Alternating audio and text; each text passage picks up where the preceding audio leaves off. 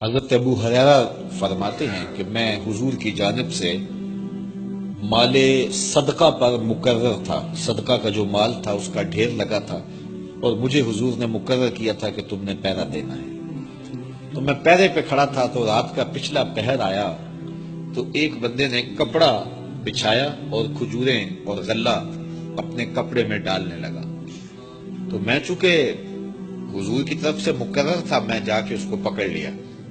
اس نے کہا میرے چھوٹے چھوٹے بال بچے ہیں، کثیر العیال ہوں، تو مجھے چھوڑ دے، میں مجبوری کی وجہ سے چوری کر رہا ہوں، ورنہ میں کوئی پیشہ ور چور تو ہے نہیں۔ حضرت ابو ہریرہ فرماتے ہیں مجھے ترس آیا تو میں نے اس کو چھوڑ دیا۔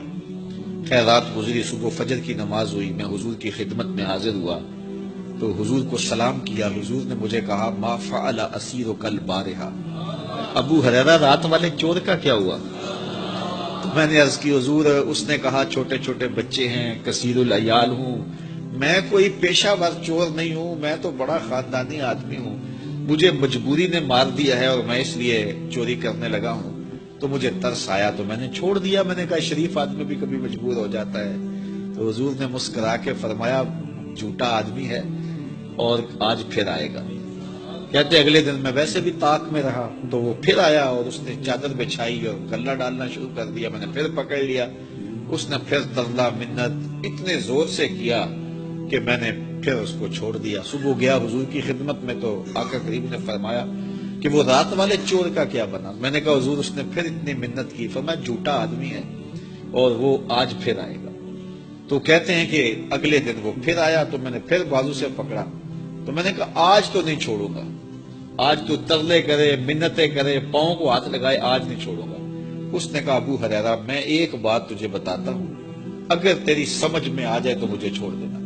میں نے کہا آپ بتاؤ۔ اس نے کہا کہ جو بندہ عشاء کی نماز کے بعد بستر پہ لیٹے اور لیٹنے کے بعد آیت الکرسی پڑھ لے، ساری رات اس کے پاس شیطان نہیں آئے گا۔ حضرت ابو ہریرہ فرماتے ہیں اس کا بتایا ہوا وظیفہ مجھے بڑا اچھا لگا، میں نے چھوڑ دیا۔ حضور نے صبح ملاقات پہ فرمایا کہ رات والے چور کا کیا ہوا؟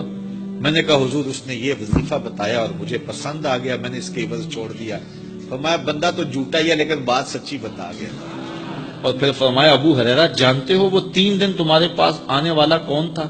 کہا اللہ و رسولہ عالم۔ فرمایا وہ خود شیطان ہی تو تھا جو 3 دن آتا رہا۔ تو آیت الکرسی اتنی برکتوں کی حامل جو ہے وہ آیت ہے، اس کو آیت الکرسی اس لیے کہتے ہیں، اس میں اللہ تعالیٰ کی کرسی کا ذکر ہے، تو اس لیے کہا گیا کرسی والی آیت۔ یہ آیت الکرسی ہے، یہ بچے کو یاد ہونی چاہیے، اور بچے ڈر جاتے ہوں تو اس آیت کو پانی پہ پڑھ کے دم کرے انہیں پلائیں، اللہ شفا دے گا۔ سونے سے قبل پڑھیں تو صبح تک شیطان خود بتا گیا ہے کہ شیطان نہیں آئے گا۔ اور حضرت ابو ہریرہ سے یہ روایت مروی ہے لا اکراہ فی الدین، کوئی زبردستی نہیں ہے دین میں، کسی کو زبردستی اسلام میں داخل نہیں کیا جائے گا، یہ دلوں کے سودے ہیں۔ یہاں ایک غلط فہمی ہے جس کا ازالہ چاہتا ہوں۔ لا اکراہ فی الدین کا کچھ لوگوں نے یہ ترجمہ کیا جب بھی کوئی دینی سبق دیا جائے، کوئی حکم پر پابند کرنے کی کوشش کی جائے، لوگ کہتے ہیں مولویاں دین مشکل بنایا ہے، اللہ تعالیٰ کہتا ہے لا اکراہ فی الدین، دین میں کوئی مشکل نہیں ہے، کوئی تنگی نہیں ہے۔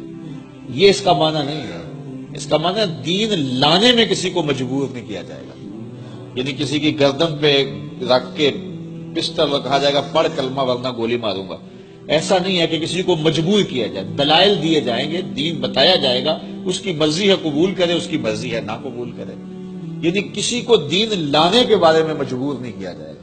یہ نہیں ہے کہ جب دین لایا تو پھر اس پر کوئی سختی نہیں ہے، جب دین لے آیا، جب اسلام قبول کر لیا تو پھر 5 وقت نماز بھی پڑھنی ہوگی، پھر سحری کے وقت اٹھ کے جو ہے وہ ٹھنڈے پانی سے وضو کر کے باجماعت فجر کے لیے آنا پڑے گا، پھر سخت گرمی کے روزے رکھنے پڑیں گے، اور پھر سخت گرمی کی شدت کے اندر حج کے لیے جانا پڑے گا، پھر مال سے زکوٰۃ نکالنی پڑے گی، یہ سب کچھ کرنا پڑے گا، اور پھر حضور کی سیرت طریقہ زندگی کو اختیار کرنا پڑے گا، پھر یہ سب کچھ برداشت کرنا پڑے گا۔